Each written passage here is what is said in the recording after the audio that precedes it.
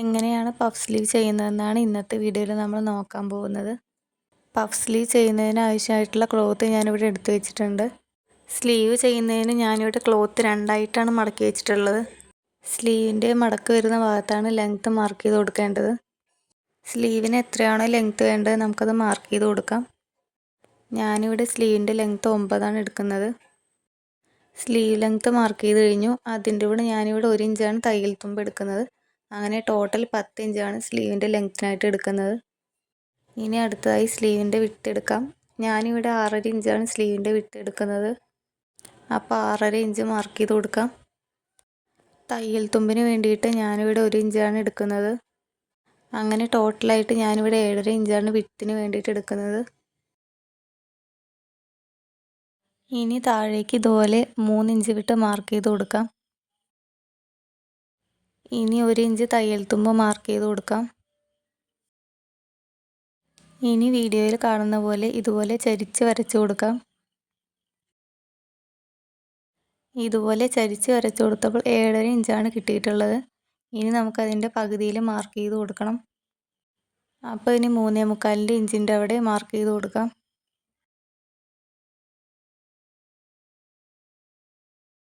ഇനി 3.25ൻ്റെ പകുതി വീണ്ടും മാർക്ക് ചെയ്ത് കൊടുക്കണം.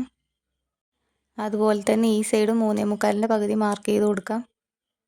ഇനി മാർക്ക് ചെയ്ത ഭാഗത്തിൻ്റെ മുകളിലേക്ക് 1/2 ഇഞ്ച് വിട്ട് ഇതുപോലെ മാർക്ക് ചെയ്ത് കൊടുക്കാം. അപ്പോൾ 3 അളവിലും ഇതുപോലെ 1/2 ഇഞ്ച് വിട്ട് മാർക്ക് ചെയ്ത് കൊടുക്കണം. മാർക്ക് ചെയ്തതിന് ശേഷം ഇതുപോലെ ജോയിൻ ചെയ്ത് കൊടുക്കാം. ഇനി ഫ്രണ്ടിലേക്കുള്ള കയ്യിന് കുഴിച്ച് വെട്ടണം. അതിന് വേണ്ടിയിട്ട് ഇതുപോലെ 1/2 ഇഞ്ച് വിട്ട് മാർക്ക് ചെയ്ത് കൊടുക്കാം. മാർക്ക് ചെയ്ത പോയിൻ്റ് ഇതുപോലെ ജോയിൻ ചെയ്ത് കൊടുക്കാം.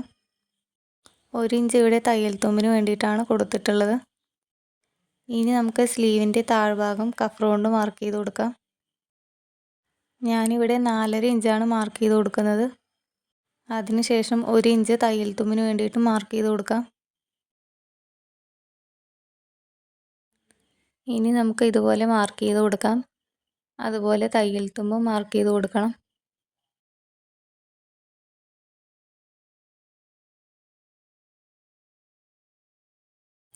ഈ ഭാഗം തയ്യൽ തുമ്പാണ്. ഇനി ഞാനിവിടെ പഫിനുള്ള ഭാഗമാണ് മാർക്ക് ചെയ്യാൻ പോകുന്നത്. അതിന് വേണ്ടിയിട്ട് നമ്മളിവിടെ സ്ലീവ് വരച്ചതിൻ്റെ മുകളിലായിട്ട് 4 ഇഞ്ച് ഇതുപോലെ മാർക്ക് ചെയ്ത് കൊടുക്കാം. ഞാനിവിടെ ഒരു ചെറിയ പഫാണ് കൊടുക്കുന്നത്, അതുകൊണ്ടാണ് 4 ഇഞ്ച് എടുത്തത്. കൂടുതൽ പഫ് വേണമെങ്കിൽ 5 or 6 ആയിട്ട് എടുക്കാം. ഇനി സ്ലീവ് വരച്ചതിൻ്റെ മിഡിൽ പോയിന്റിൽ നിന്നും ഇതുപോലെ മുകളിലേക്ക് മാർക്ക് ചെയ്ത് കൊടുക്കാം.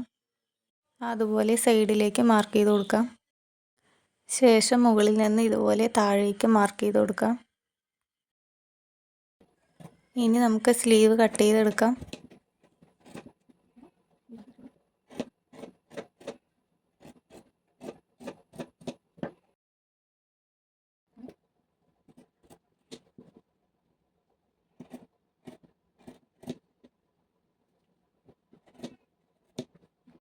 ഇനി പഫിന് വേണ്ടി മാർക്ക് ചെയ്ത് വെച്ച ഭാഗത്തേക്ക് ഇതുപോലെ വെട്ടിക്കൊടുക്കാം.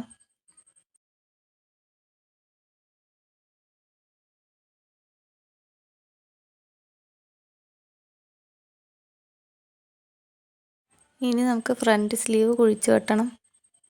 നേരത്തെ മാർക്ക് ചെയ്ത് വെച്ച ഭാഗം ഇതുപോലെ കട്ട് ചെയ്ത് കൊടുക്കാം.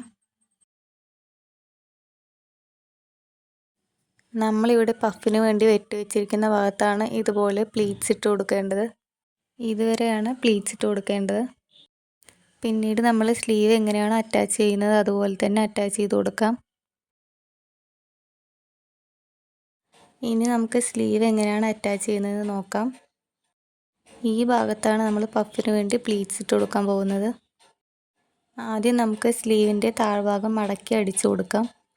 ഇതുപോലെ രണ്ടായിട്ടാണ് ഫോൾഡ് ചെയ്യേണ്ടത്.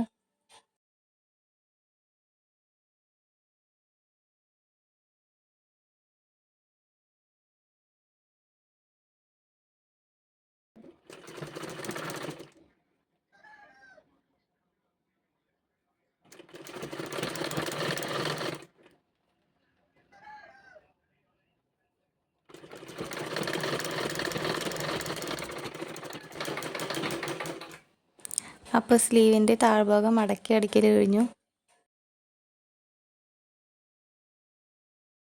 ഇനി നമുക്ക് ഈ ഭാഗത്ത് പ്ലീറ്റ്സ് ഇട്ട് കൊടുക്കാം. പ്ലീറ്റ്സ് നമ്മൾ ഇട്ട് കൊടുക്കുമ്പോൾ വളരെ ചെറിയ പ്ലീറ്റ്സ് ആയിട്ട് വേണം ഇട്ട് കൊടുക്കാൻ.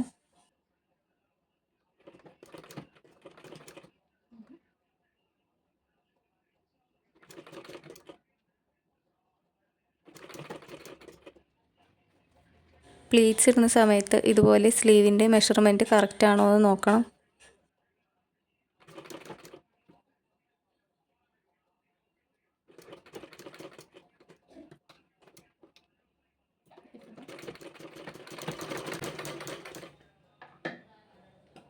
സ്ലീവിൻ്റെ ഒരു ഭാഗത്ത് നമ്മളിവിടെ പ്ലീറ്റ്സ് ഇട്ട് കഴിഞ്ഞു. ഇനി ഇതുപോലെ തന്നെ മറ്റേ ഭാഗവും ചെയ്ത് കൊടുക്കാം.